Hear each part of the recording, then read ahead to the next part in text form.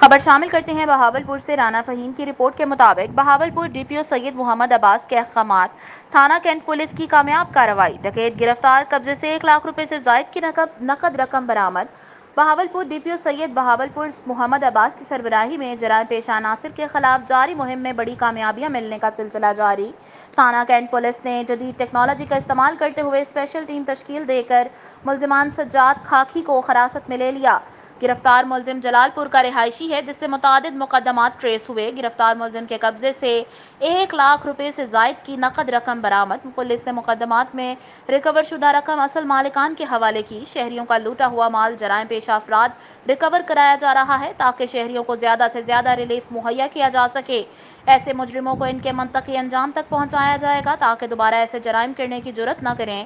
D P او سید محمد عباس نے بہترین کارکردگی پر تھانہ کینٹ پولیس کو شاباش دی۔